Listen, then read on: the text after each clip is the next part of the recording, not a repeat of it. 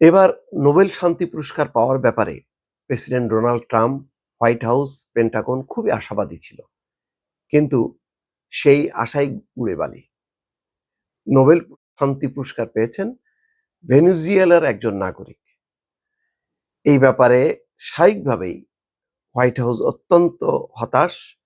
এখানে Steven চেউইং, white হাউসের মুখপাত্র, তিনি এক পোস্টে নোবেল কমিটির সমালোচনা করেছেন, বলেছেন যে ডোনাল্ড ট্রাম্পের মানবিক হৃদয় রয়েছে, তার মতো আর কেউ কখনো আসবেন না যিনি শুধু তার ইচ্ছা শক্তি দিয়ে পাহাড়ও টলিয়ে দিতে পারেন। চেউইং আরো লিখেছেন, নোবেল কমিটি প্রমাণ করেছেন তারা শান্তির চেয়ে রাজনীতিকে বেশি গুরুত্ব দেয়। আসলে যদি যে সমস্ত যুদ্ধের কথা বলা হয়, এই যে গাজার যে যুদ্ধ, এটা কোনো এই বন্ধের ব্যাপারে যে চুক্তি, এই চুক্তির কোনো মা বাপ আছে?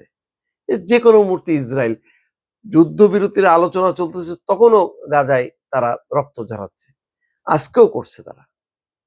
এর তো কোনো মা বাপ নেই। যেই জিম্মিরা সব মৃত এবং জীবিতরা চলে আসবে, সাথে সাথে একটা অজুহাত দিয়ে আবার তারা আক্রমণ করা শুরু করবে।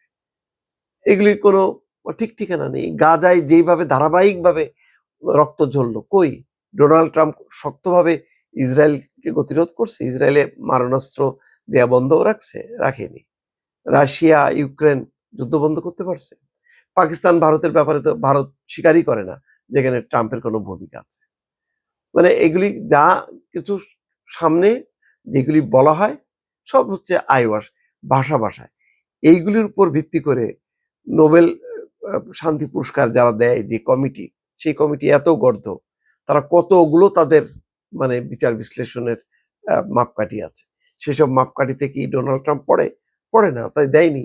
আর স্বাভাবিকভাবেই ডোনাল্ড ট্রাম্প এবং তার সমর্থকরা, তার যারা বগল বাজায় সবসময়, তারা তো হতাশ হবেই, হওয়ারই কথা। তাই হয়েছে।